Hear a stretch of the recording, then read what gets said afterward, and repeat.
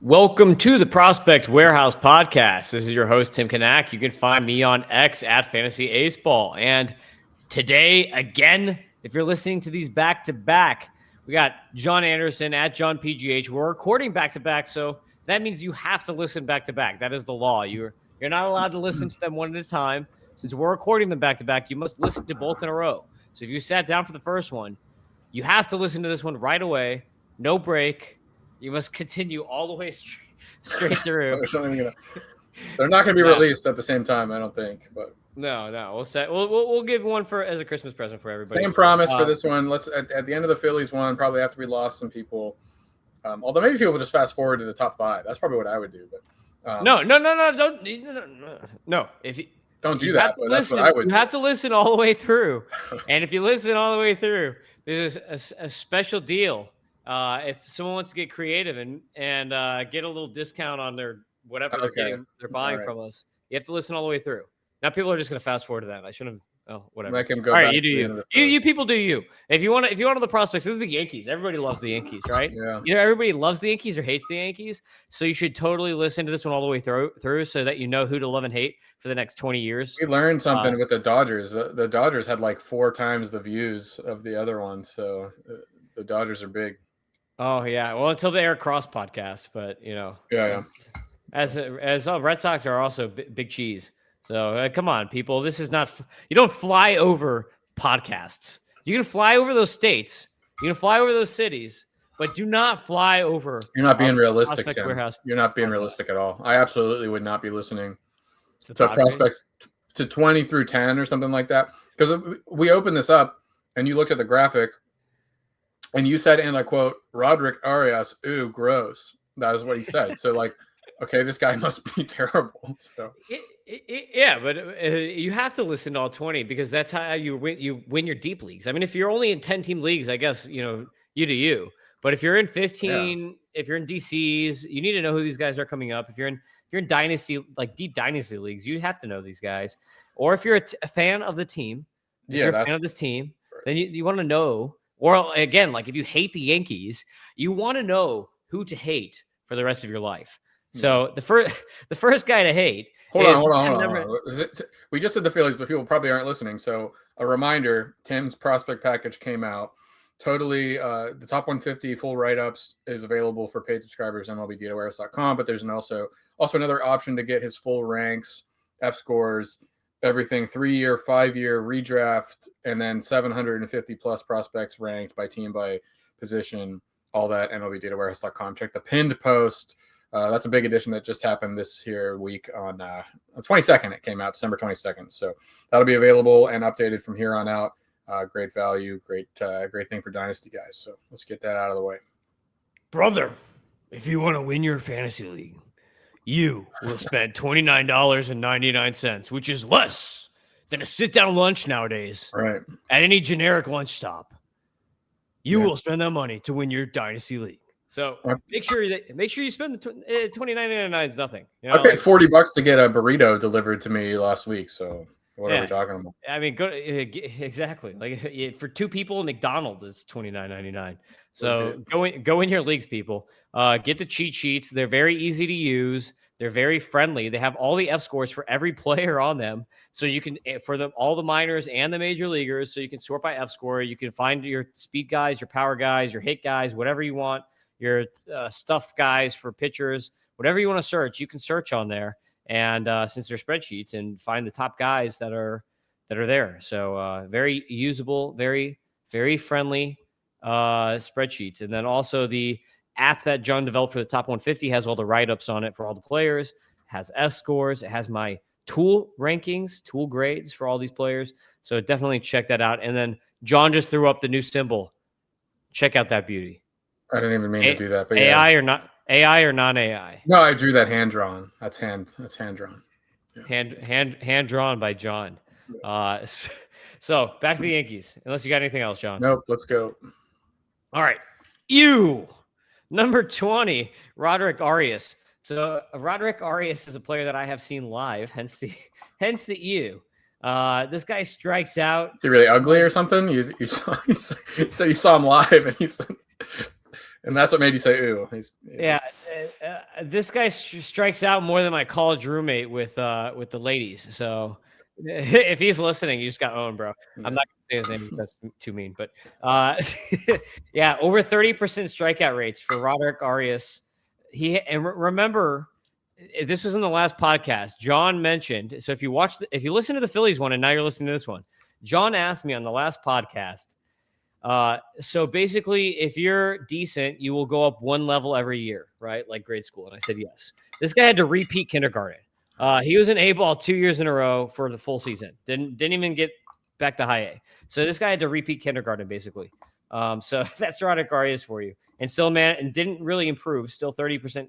He dropped from 31% K rate to 29% K rate. So I guess I can't say he didn't improve. But his home runs went down from 13 to 7. So power, speed, atrocious hit tool. The dude did get paid a lot of money when they signed him for the Dominican Republic. So he does have international pedigree, one shall say, as a guy who did get paid some money. Hopefully he didn't blow it all. Switch hitter, but there are better Ariases out there if you're just a fan of the Arias name. But the contact rates, 60%, so not good, like mid-60s. Basically, this is a 6-foot version of Spencer Jones who can't hit the ball as hard. Okay. Spencer Jones without the power. Yep. That's Roderick Arias. Let's go. Number 19. I told you to get some video up of this guy. Richard Maddock. Dude, I really hope people call him Dick Maddock because that's cool. That's like Dick Maddock. Okay, so Richard Maddock, a third baseman. This is another guy that got paid a lot of money. Look at that. Boom. This guy got paid a lot of money out of Dominican Republic. So a little bit better, even though he's only played in the DSL. As a 17-year-old in the DSL this year, 336, 487, 566 slash, 21% walk rate, 22% K rate, 5 home runs, 11 steals, and a 70% contact rate. So not terrible. Does have a bigger build. So you can see he's only 6 foot and he's got some weight on him, 200 pounds. Maybe like a little Rafi Devers-ish at third base, so maybe he moves off. But I get a kick out of these guys are, not to make light of anything, these guys are legitimately trying to play baseball to get out of poverty, right? Maybe that's not true in every case, but these kind of prospects, the video we pull up is they're in a park, right? Like something you would see like worse than the Little League park down the road. He doesn't even have a flat surface to stand on here. That's always interesting. But yeah, I mean, we kind of talk about these guys, with a non-serious way, but yeah, baseball is really a way out for a lot of these guys. So, but not everybody can win. You can't say that we hope everybody becomes a major leaguer. That's not possible. But I don't know. It's just striking to see when you see some of this video. Yeah, there's a book. I can't remember it off the top of my head, but there's a really good book on the Dominican, and it was partially about how all the guys try to be baseball players to get out, and then all the girls are trying to find American dudes to marry so that they can get out. So kind of interesting, but sad state on the Dominican. We're very lucky to be Western Americans. Shout out to us. Yes, exactly.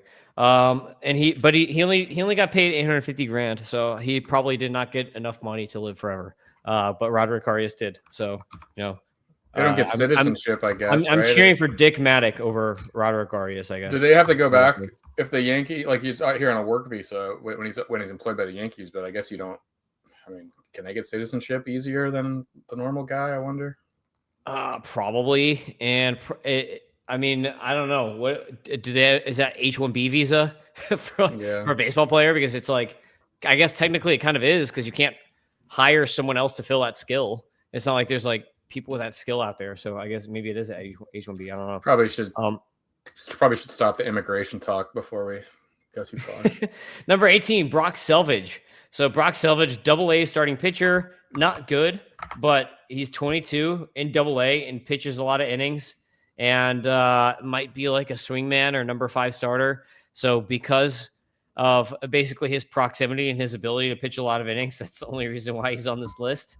Because bad fastball, and also he got paid 1.5. He's a third rounder, 1.5 million. So I guess there's some pedigree here, but bad fastball. Really has shown nothing. 92 mile an hour fastball. Has some decent ride to it, but it's not fast. So it's I don't know. It's okay. Slider is okay. 85 miles an hour, 15.4 swing strike rate. But the thing is, he can't locate. So, like, his fastball, 37.5% strike rate on your fastball is like, what are you doing here? That's like Rick Ankiel. It's that guy's the yips. So, I don't know. That's a really bad command of a fastball. So, but slider's actually really good. 15.4 swing strike rate and a 71.4 ground ball rate, and 15. And also, he's throwing that for strikes 53.8% of the time. So maybe this guy should just be like a slider sweeper reliever. Would that be interesting? I don't know, but there's something there, and he might make the majors. So long live, or I guess not. Rest in peace, the loogie, the lefty only out guy. What was it? I don't know. Loogie. The guys that could come in and just face the one lefty and stay on a roster for that, but now you got to face 3 in a row. So that is tough stuff for these lefty specialists, which maybe this guy is. But yeah, that's I think you lost me at the 37% strike rate on a fastball. You cannot. It's 40 pitches, so we should calm down. But yeah, I'm still not good. Yeah. Not good, Bob. Number 17 on the list is starting pitcher Kyle Carr, also in AA. Better fastball for Kyle Carr. 10% walk rate, though. So 11.5 K- walk rate. Again, we're not talking about really like true studs here. So like very bad K- walk rate, but he did throw 133 innings, and he also was good about not giving up runs. So he had 90 stuff, a 104 control, a 106 FERA, and he's, again, 22. So it's not like these are old guys doing this at AA. They're actually like, pretty. They're a little younger than age to level. So there is some stuff here. But fastball, so he throws a fastball 91 to 95 miles an hour, gets up to 97. And here's the fun thing, John.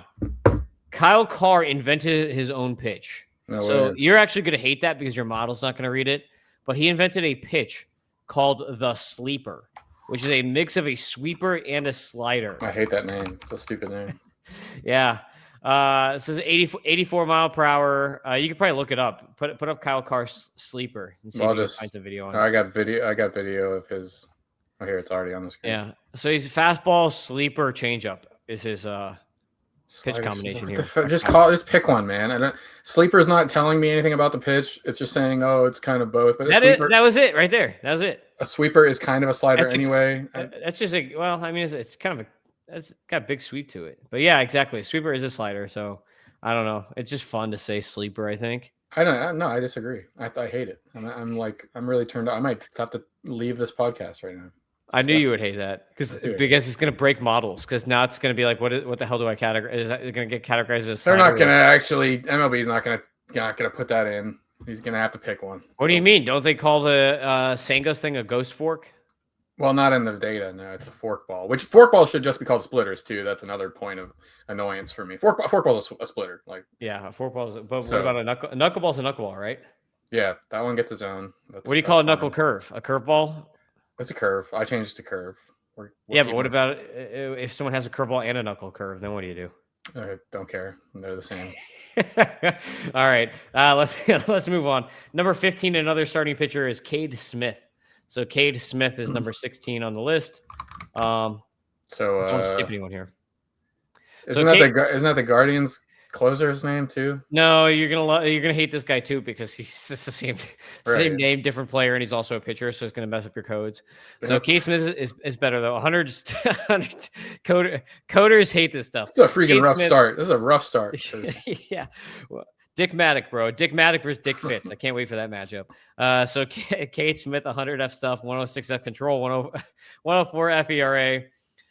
You can see good vertical movement on the fastball, 93 miles an hour, 10.2 vertical movement. Still not getting a lot of swings and misses, 9.1. The slider, look at that slider, baby. 24.2% swing strike rate on that slider at 86 miles an hour. That's pretty sick. Curveball is pretty good too, 18.8 swing strike rate on the curveball, 80.7. So, pretty nice breakers here. Fastball, slider, curve. He probably needs to bridge them better. You can see he's tried to sinker out. He throws a changeup only 4% of the time. It's not a good changeup. And he's tried a sweeper for 5 pitches. So, he's tried some stuff. He probably needs to bridge the slider and the curve a little bit better against the fastball to be like really like be a good pitcher. But there's something here. He went to Mississippi State, 6 rounders, so he's a like random like college pop-up guy.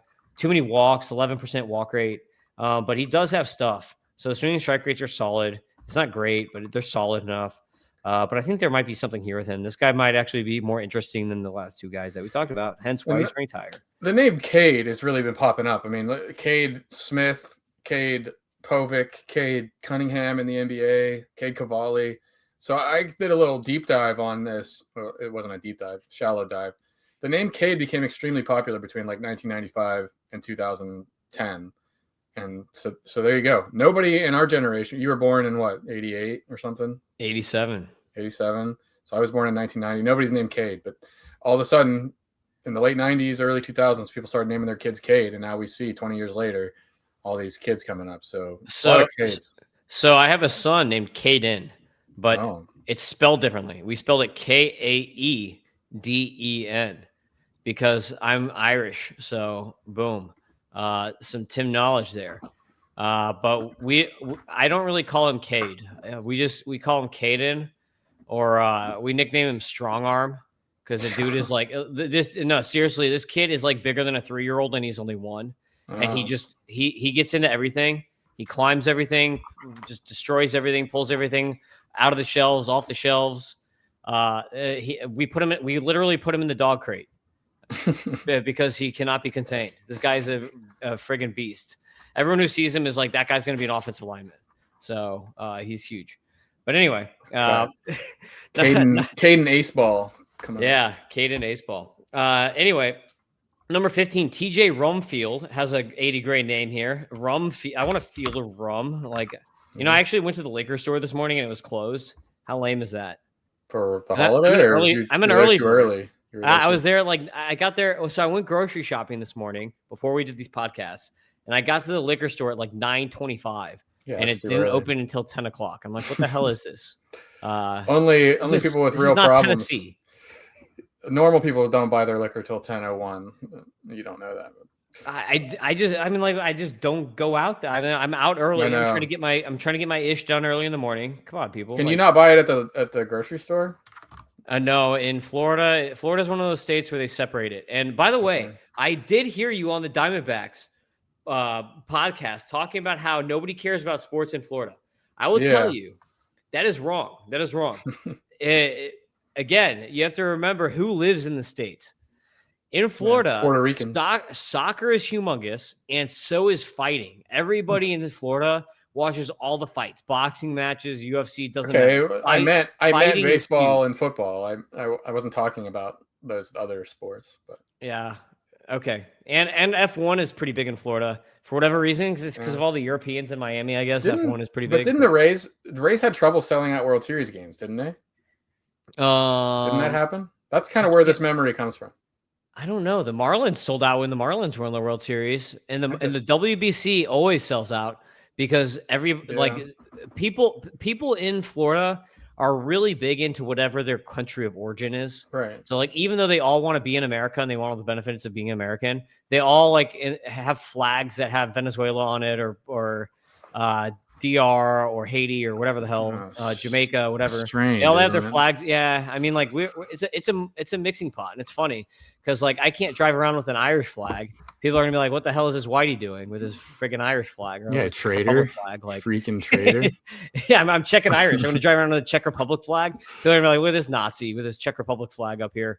Like, I guess it's good. I suppose it's good to have some pride in where you came from, but it is strange to risk your life to get here and then still be flying another flag. Yeah, dude, there are so many Cuban flags here. It's crazy. Go to Miami, and everywhere you look, you'll see more Cuban flags than American flags in Miami. Anyway, off topic. TJ Rumfield, cool name, right?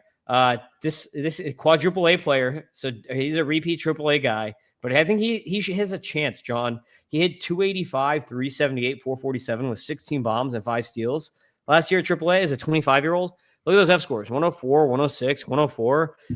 Don't you think that this 6'5", 225? I mean, they've got Ben Rice, so it's what are you going to do? But I feel like he should get a shot as a bench guy because he's been good enough in the minors that he should not be relegated to quadruple A forever. Like this could be a Mitch Voigt. He could come up for a few years and have like production in the majors. Yeah, but there's only so many spots. 32 right, teams, man. We need 2 more teams. Like he's too good to be relegated as quadruple A. It's not fair for TJ Rumfield. It's not fair. They're good stats. Give you that. Yankee Stadium, very friendly to left-handed power, but yeah, they got Ben Rice. Seems like the first baseman of the future. But I don't know. Can he play another position at all, or is he stuck at first? First DH, bench bat, baby. Just call him up for bench bat. You got to be real good to get into the DH role for a team like the Yankees. You know, you'll be real good. So yeah, well, be better at hitting than Austin Wells, and you can make it happen some games. Yeah. So, number 14 on the list is Dylan Jasso. This is a guy that I saw. I was actually really impressed by him when I saw him. I've seen him a couple times. Third baseman. So he's listed as first and third, but I think he can make it as a third baseman. But he hit 257, 326, 400 this year, 13 bombs and a steal. You can see the F scores are lower than him on Rumfield, but he's the third baseman, and he's also 22-year-old at Double-A, so he's got three years younger than Rumfield. But 100 power, 100 hit, 99 discipline, 87 speed. And one thing that matters is that third base prospects really, really suck. So this guy is like a third baseman. So, you know, like it's kind of funny. He'll probably, I think he's in my like top 20 or 30 third baseman rankings just because third base is not good. He does get to good contact rates. At A-ball, he had an 87% contact rate in 2023. So this guy has good contact skills and the bat. I saw him jack a couple home runs in my viewings of him in Florida. So he's got some power hit in there. I kind of like him. Decent player. I think he could make the majors. So throw him on the list as a guy who, you know, has a good shot at making the majors at some point. They don't have a great third baseman, do they? I mean, Ryan McMahon. It's like Oswald Cabrera. Yeah, they've tried. They've been trying, dudes. They could use one over there. When's the last time the Yankees had a good third baseman? Have they had one since like A-Rod? No. Josh Donaldson played there, didn't he? Did he play for the Yankees? Donaldson, but like they hate him, don't they? Can we say that he's a good third baseman because they hate him? Everybody hates No, not the Blue Jays. The Blue Jays have to love Josh Donaldson. He was money there. Yeah. All right. No relation to John Jaso, former Pirate, because it's spelled differently. So. Yep. 2 S's instead of 1. Yeah. Number 13 on the list, lucky number 13 is Caden Kent, spelled the right way, the way that I spelled my son's name. So Caden Kent, shortstop for the Yankees. He was a 3rd-round pick in this latest draft out of Texas A&M. So in A&M in college this year, 279, 398, 544 slash. Walked more than he struck out, so that's good. 13 bombs with a metal bat. That's like, you don't know.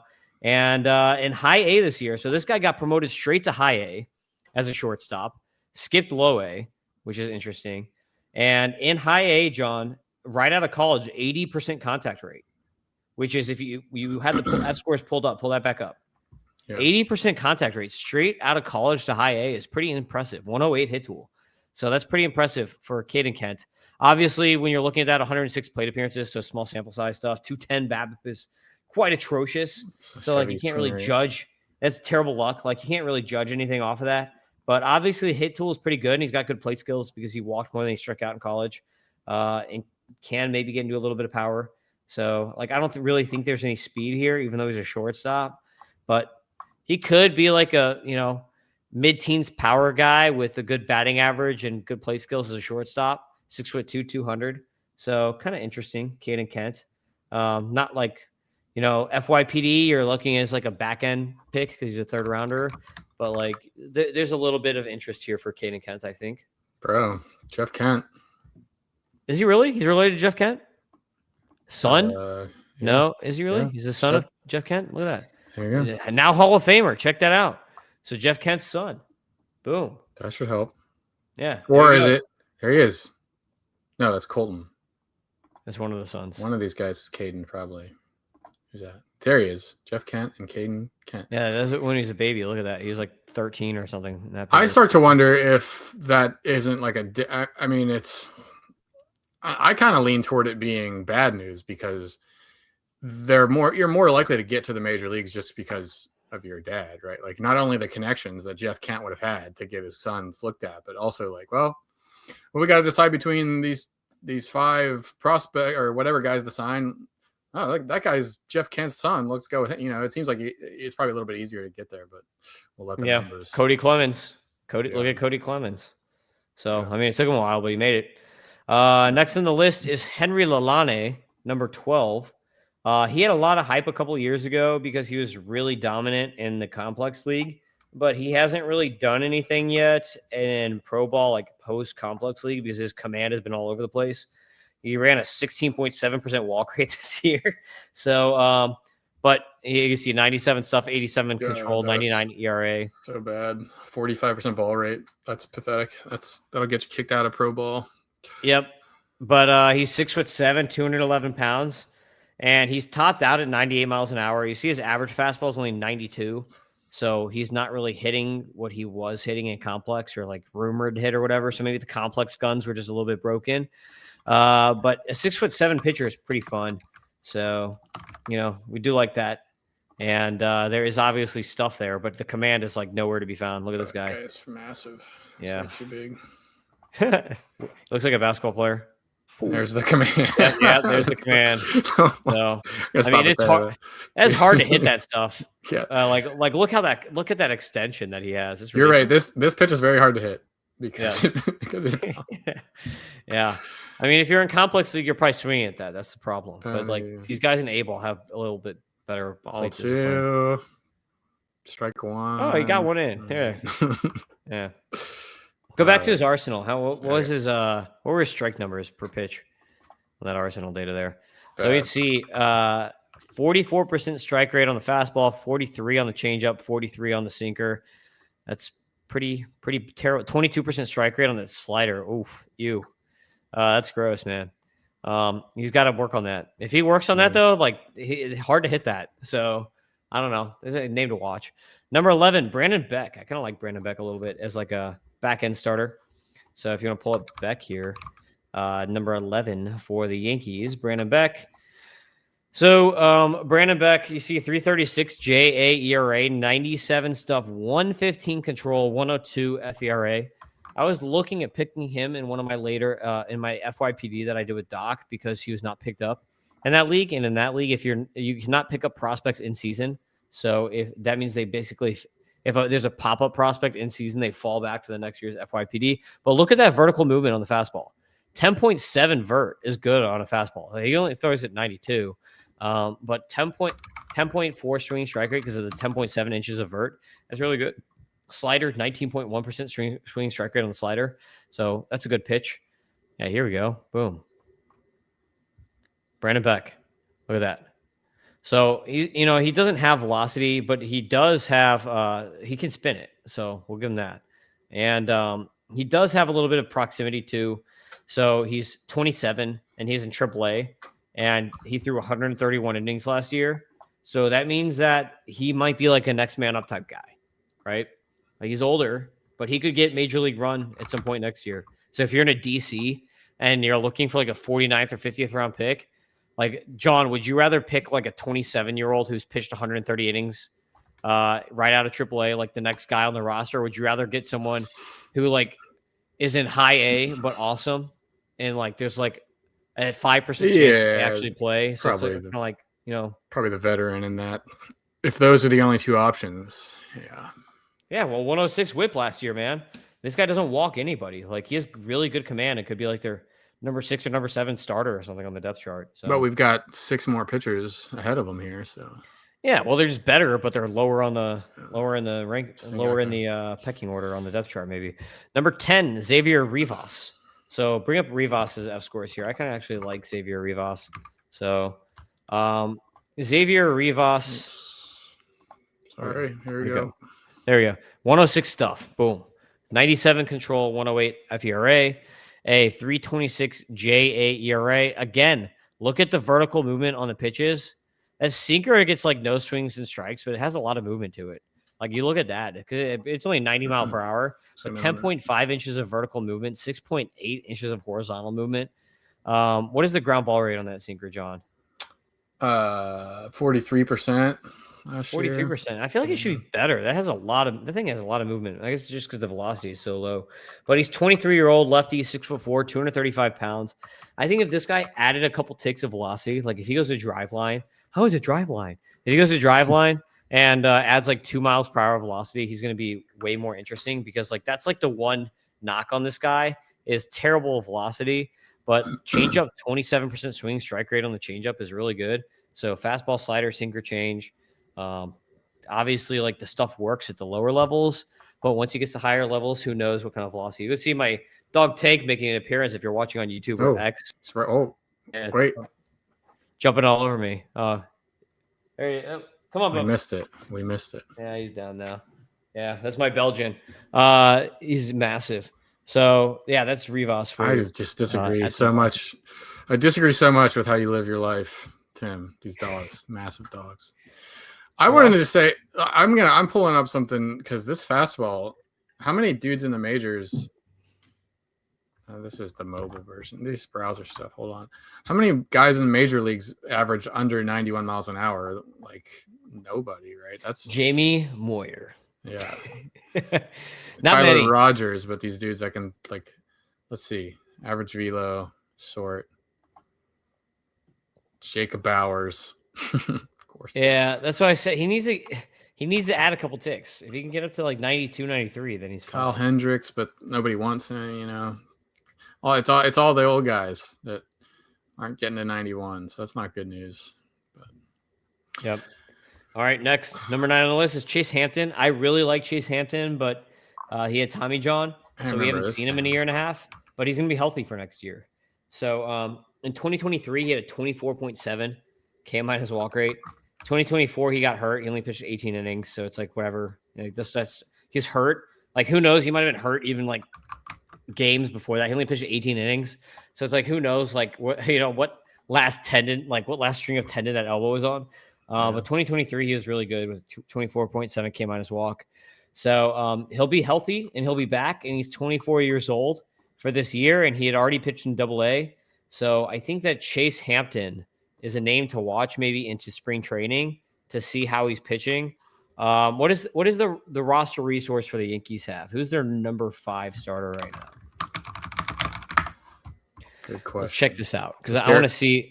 Garrett Cole is coming back, but not for Ryan Yarbrough is number 5 right now, dude. Yeah. Chase Hampton, I always liked better than Will Warren. I think he could be better than Luis Heel even. So if he's healthy, Luis Heel is terrible. Yeah. So Chase Hampton, he throws a mid-90s fastball. But Cole and Rodon and Schmidt come back. I don't know what to do with. Schmidt got Tommy John. He's not playing this year. So, but Rodon and Cole won't be too long unless things break. Cole, I think will be back in like May or June. Yeah. Rodon should be fine. Like just bone spurs. Like I think they said he'll miss the beginning of the season. That might just mean spring, really? but yeah. Yeah. Well, Hampton, I mean, he could be a name to watch. I think he could surpass some of those guys. He's fastball, sweeper, curve, cutter, changeup. Cutter, got a good cutter, got a good sweeper. So, pretty interesting pitcher here. So I like Chase Hampton a lot. You see the F scores. We didn't have F scores on him. Was his velo higher before this surgery? Because it comes in 91 last year. His typical range is 91 to 97. So like his top is 97. So I think that because look, we are only getting 130 pitches of data. So this is the year that he got hurt. So obviously we don't have a lot of data and he was injured. So he should get better than that. But 10.3 inches of vertical movement. So he's got some ride on that fastball. And look at that cutter, 40% swing strike rate. So like he's always had a good cutter. He was like one of the first of these like quote unquote gyro slider guys, because now gyro slider everyone throws one, but like a few years ago in 2023 it was not as popular, especially in the minors. I remember him being excited for him a couple years ago. Yeah, now he's back. So number 8, Bryce Cunningham. Bryce Cunningham is a Vandy guy, so he's got pedigree. He used to be in my top 150. He is not in my newest top 150. So subscribe and find out why. And find out who's ahead of him. You have to subscribe to do that. But F score is 100 stuff, 111 control, 103 FERA. Obviously, the dude has a lot of pedigree, being a second rounder out of Vandy, $2.3 million last year, 16.4 minus K-walk or K minus walk, minus K-walk, K minus walk rate on the season. Cunningham was not finding the zone as much as he was earlier in the season. He did not have a great second half. Use that pulley. Let's look at his second half. So K-minus walk through the whole season is 16.4. Look at that. Second half, 0%. Yeah. Yeah, that's pretty gross. He did get hurt. I think you're only picking up like 2 games there. But he basically second half, he was reliever at the end of the season, pitching 1 and 2 innings. Was not very good. And basically, like after May, he was pretty rough. So I don't know the injury he had, but he got pedigree. Vandy pitcher, you gotta love Vandy pitchers. Fastball, changeup, slider. All right. Next on the list is outfielder Brendan Jones. Brendan Jones is interesting. Look at this guy in the F scores. This is how I found this guy. He is a big popper in the F scores, and I was like, oh my God, this guy's actually really good. I've got to move him up. And then someone sniped me in the FYPD draft on him. I thought nobody was going to be in on him, and someone picked him, and it actually made me kind of mad. But Brandon Jones, 103 power, 100 hit, 114 discipline, 130 speed, 122 adjusted WRC plus. So 23-year-old at AA this last year, and hit 245, 359, 395. You can see on the stolen bases, 51 steals at an 85% success rate is really good. And he had a 100% stolen base success rate the year prior. Runs about 40% of the time with really good contact rates. So at high A, an 82% contact rate, at double A, and 76% contact rate. So good contact rates, 15% walk rate. So walks, doesn't strike out, only 20% K rate on the season. So good plate approach, good hit, good speed, power, like it's okay. So 11 home runs, but that's a pretty good profile. Like, could he be like a Brett Gardner? Do you think, John, based on those stats? Yes. Definitely. 5'10" lefty too. He fits the Brett Gardner profile. you gotta compare a Yankee to a Yankee. 116 extra base hit plus too, so not too shabby on the doubles front for Brandon Jones with 20 doubles, 8 triples on the season, by the way. So gotta love that. So this guy's kind of fun, and he's got some proximity. So I think that he's a name that nobody talks about that should be on people's radars. They're pretty set in the outfield, though. I guess Bellinger will depart probably, but yeah. They accidentally re-signed Trent Grisham. So accidentally, they're like, please don't take it. We want the pick. Oh, you think? Yeah, dude, I would bet some good money that they. If you ask them in their heart of hearts if they would prefer if he had left and then they would have got the qualifying offer, I bet that would have been their preferred thing. So next on the list is a top 100 guy. We're into the top 100 now. Elmer Rodriguez Cruz. So you actually, I think he changed his name recently to just Elmer Rodriguez. So we got an Erod, another Erod here, pitcher. Got pissed at his mom and said, I'm dropping a Cruz. With you. So Elmer Rodriguez Cruz is at 132 in my prospect rankings. 109 stuff, 107 control, 115 FERA. You want to throw his pitches up, John? You may want to throw some video up. You can see that this guy's a sinker first guy. Very interesting. I comped him to a skinny Logan Webb. Pitches from a 3/4 arm slot, and this guy is going to be a ground ball master. He's a bad contact type guy. Like, he's not going to get a ton of Ks. Look at that. Ooh, I love that sinker. He's got some fun pitches for a guy who does not have any ride and is probably not going to strike a lot of guys out in the majors. I know people are going to hear me right now and say he's not going to strike a lot of guys out because I think he had the most strikeouts in all the entire minor leagues this year, but that's also because he threw 150 innings and no one else even threw close to that. So he had 176 strikeouts in the minors, but I think Quinn Matthews had like 200 last year. So it's like not a lot of strikeouts per inning. So keep that in mind. I'm talking like K minus walk or K per appearance or whatever, instead of just like Ks in total. 150 innings is pretty impressive though. So, but I really like this. Swinging striker is not very good. The sinker heaviness is good for some things, but not great for strikeouts. Yeah, but look at the ground ball rates. 57% ground ball rate on that pitch. 50% on like all his pitches. So he throws a sinker, changeup, cutter, slider, curve. The sinker, I put a 60 out of 65 grade on. The changeup, a 50 out of 55. The cutter, a 45 out of 50. the slider a 45 out of 55, and a curve a 45 out of 40 or 40 out of 45. Command, I gave him a 45 out of 50. So I think this guy's just like a really good, like kitchen sink, crafty pitcher, good at generating bad contact with a really nasty sinker. And he's going to be good, but he's going to be good in a weird way, right? Like he's going to be good in like I said, like a Logan Webb way, like where it's like he's not getting a ton of Ks, but you like him because he's not giving up a lot of runs. Yeah. You know? Yeah. Jose Soriano. Yeah. Jose Soriano is a good shout out there. Yeah. So that's 132. Elmer Rodriguez Cruz, number 6 on the list. Number 5 is Ben Hess. I love Ben Hess. This dude is a hoss. 6'5", 255 pound. I come to the Lance Lynn. Like nice. With that body type, you almost like have to. And he's got the standard Lance Lynn arsenal: fastball, slider, curve, changeup. So this dude 114 stuff, 106 control, 115 FERA. People are gonna like Elmer Rodriguez Cruz more than Ben Hess.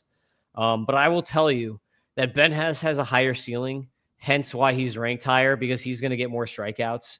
But he throws up to 99 miles an hour. I give him a 60 out of 60 on the fastball, a 50 out of 55 on the slider, 50 out of 55 on the curve, 50 out of 55 on the changeup, and a 40 out of 45 on the command. JAERA was 264. JAERA, so really good stuff here for Ben Hess. You want to throw him up on the video here and get some video of Big Ben, which is that's an amazing name for him. They better, even though there's already a Big Ben for football, we need a Big Ben. And like once he hits the Yankees, they're gonna call him Big Ben. Look at this guy. Boom! Look at that size. So I like Ben Hess a lot. Power pitcher. I will tell you, because I'm wearing shades for this for Doc, because Doc is not on the podcast. The shades, this series. But Ben Hess is a good old Southern boy out of Alabama. $2.75 million out of Alabama. A good mama and a papa. The dad was on Dynasty Dingers with me, and he probably didn't have brain cancer, but I'm sure that there was something messed up about his childhood. So you got to love a kid that had a messed up childhood. Yeah. His dad beat him with a belt one time. No, I don't. This is just my Doc impression of Ben Hess there. So we got to tell Doc that I did a Doc impression. You won't get. You're just You're not going to get that kind of stuff out of me. I can't animate myself, but that was a good try there. Yeah. Big Ben Hess. Big Ben Hess. Number 4 is George Lombard Jr., shortstop. This guy's dad was a baseball player. So here is every team has one of these guys, John. We had Justin Crawford with the Phillies. We've got George Lombard Jr. here with the Yankees. I'm probably the low guy. I will tell you, I'm probably the low guy on Lombard. And the reason being is I don't think he's going to be great for fantasy. He's going to be a way better real-life player than a fantasy player. Reason being, look at these F scores. 95 power, 97 hit, 106 discipline, 117 speed. He doesn't swing the bat, John. Yeah. His swing rates are in the 30s, and he walks all the time. So if you're in a points league or an OBP league, okay, cool. He'll be good. You got to love that he was 20 years old at AA doing this stuff, 158 for our adjusted WRC plus. But the problem is he's way too like Lars Newbarge for me, like swinging the bat, man. 81% stolen base rate, 35 steals on the season, 39 last year. So he does run, and he is semi-aggressive on the base pass, but he is not aggressive enough at the plate. And a lot of the juice that you see in his stats came at high A. In high A this year, 329, 505 line at high A, but in double A, not so much. And I actually saw him. So I saw him last year live, and then I saw him again this year in spring training. And one of the big things in spring training is, look how much money, or look how much weight this guy gained. This guy got beefed up. He did. He got way bigger. And he went to Gulliver Prep in Miami. So he went to like a really good, sports school or whatever, 3.3 million first rounder. So like the pedigree's all there. The dude walks a lot. Like I think he's gonna be a really, really good real life baseball player. But for fantasy, I just don't think, I think he's going to walk too much and not swing enough for fantasy. So, I mean, like extra base hit plus is okay on him. I don't know. Like he is young still. So like he can come into more than like what we've seen, but he's just not very aggressive. So what do you think about this profile? I agree. Yeah. But I wonder how many guys like don't swing a lot in the minors, and then when they get to better pitching, they kind of have to. I don't know, but yeah, maybe. a lot I of mean, strikeouts. so like for instance, I'll give you my tool grades on him. I give him a 40 out of 50 on the hit just because of his non-aggression, basically. Played and because of his angles. His angles are not great. Plate approach 50 out of 60. Power 40 out of 55. Speed 65 out of 60. And my comp I threw him is Barry Larkin Light, is what I comped him to. What position is he going to play? Sorry, is he second baseman? Shortstop. Okay. Yep, he's a shortstop. Who's their shortstop now? Anthony Volpe. I think they're all sick of that guy. Yeah, Volpe moved Volpe to the second, or I don't know. Yeah, maybe they will get sick of him. He's like he's the Sonny Gray of today for the Yankees. The Yankees always everybody seems to hate Anthony Volpe. Yep. Number 3, Spencer Jones. I'm gonna maybe be high on Spencer Jones. This is crazy. This is nuts. He cannot hit the ball. He cannot make contact. Yeah. I know. Well, this is the thing: is when he does make contact, he has really quality angles, which is why the hit grade on him for F scores is still like a 99. Because he can still get the angles. So I've got him ranked, and like I said, I might be the high guy on him. Maybe Welsh is higher on him than me, but I've got him at 73. And my comp from is Joey Gallo with more speed. So like we're not starting off on a good foot, comping a guy at Joey Gallo. And I gave him a 30 out of 35 on my hit tool grade, but F scores gives him a 99 on the hit tool, and that's because his angles are really, really good. Scroll down to the barrels, John. 17.6% barrel rate. Air pull, he could, get better. 13.8% is a subpar air pull for him. But a 40.9% sweet spot is really good. Average launch angle is 15 degrees. That's good. EVs are phenomenal. Yeah. EVs are ridiculous. 94.8 average, 108.4 90th, 114.4 max. This guy has hit 116 max EVs before. Like he's just go big or go home is what this guy is. 30-35 hit, 30-30 plate approach, but a 65-75 on the power and a 60 out of 60 on the speed. So you're getting a ton of power with Spencer Jones. He's got 150 extra base hit plus. So like this guy is going to hit a bunch of doubles. He's going to hit a bunch of homers, and he's going to steal a bunch of bags when he actually does make contact. But he's going to have a terrible batting average. Like he had a 35% K rate in the minors, 19% swinging his strike rate, and he was running under 60% contact rates. So like he has a terrible hit tool and a terrible plate approach. Like don't get that wrong, but the power and speed is just so enormous here. He had 35 home runs in the minors. He had 59 extra base hits in the minors, and he had 29 stolen bases. So like there's enough big boomer bust here that like there's gonna be leagues you want to take this guy in. You know, like like home runs. He's very league dependent. Put him in between, like, I don't know. It'd be fun to see a lineup with like Judge, Jones, Stanton, just 3 of those absolute monsters. Yeah. Well, I'll tell you what. If this was like the middle ages or whatever, like these are guys that I would want in my army fighting on my team. I'd say so. Yeah. Yeah. Number 2, Carlos Lagrange. I've got him at 62 overall. He could make an appearance this year. 6'7", right-handed pitcher, 119 stuff, 102 control, 111 FERA. This guy has some of the best stuff in the entire minor leagues. Arsenal grades that I give him, he throws a fastball. He can hit 103 on the fastball.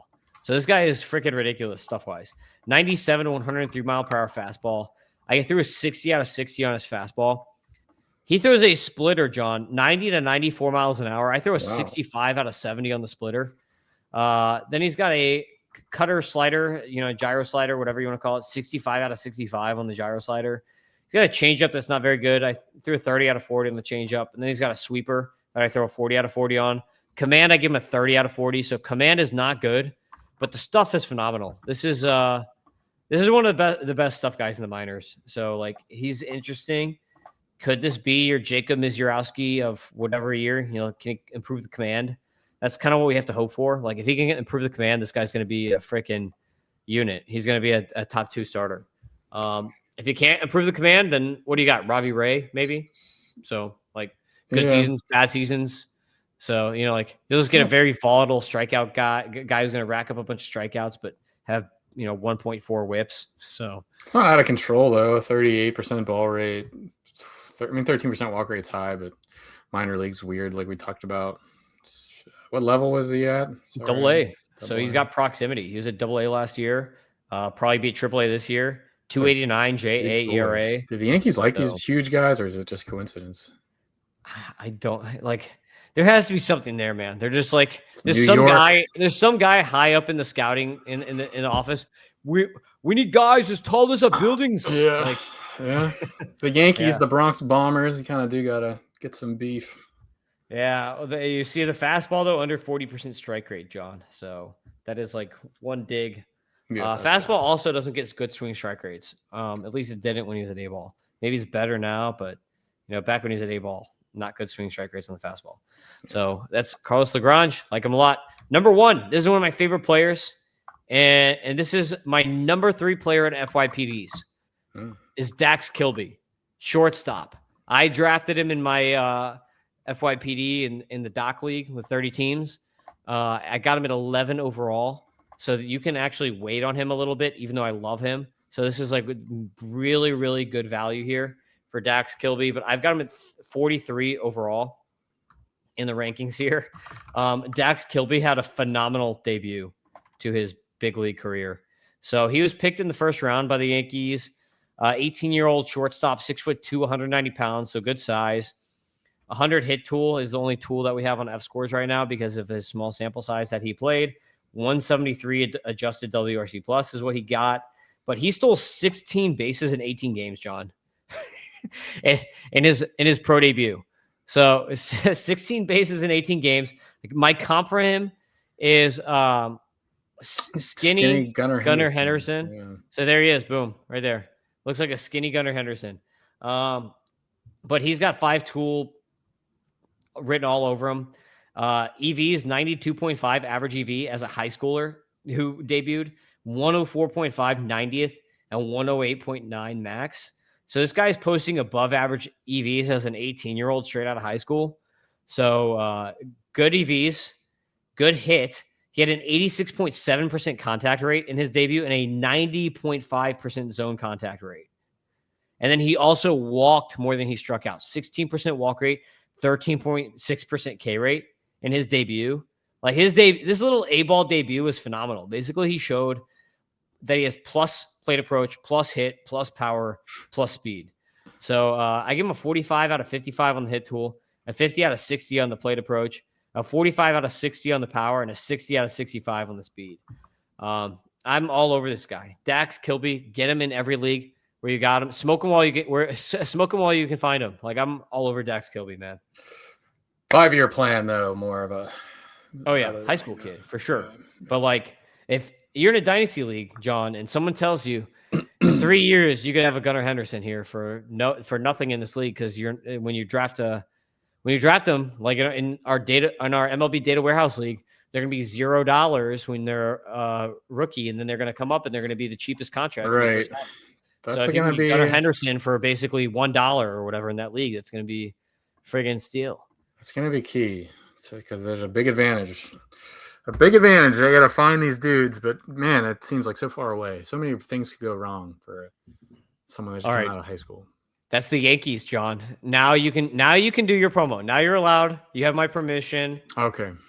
All right. So the deal is that I will give anybody who proves that they were listening to this podcast during Christmas festivities on Christmas, you take a picture, you do something to prove that you were listening to a Phillies or Yankees prospect preview podcast on Christmas. Timestamp, I don't know, Christmas tree presents or something, put it involved. And the first one to do that gets $20 from me because we want to be a part of your Christmas. But probably you're all listening to this well after Christmas. But yeah, prospect stuff is humming along. We'll be done with this 30-team series next week or maybe the week after, depending on travel and stuff. But it's almost over. 2 more teams. Brewers, I've already got lined up a guest for the Brewers one. I'm getting the Dynasty Dingers gang back together for the Brewers pod. So we're going to have Matty Moe with Doc, which is the old duo for Dynasty Dingers. And because Matty Moe is a Brewers fan. I know him. So that'll be the Brewers. And then you and I will do the Blue Jays sometime. Okay. Good. I was going to say, it's just my last one. But north of the border, Yeah. I didn't make any Canadian friends in that postseason rooting against them, but I'll try. No, we gotta get the former Canadian on that pod. We'll have to convince Doc since he missed this week to do 2 next week. I think do it on New Year's Eve. Yeah. All right. So that's the podcast. That's the Yankees.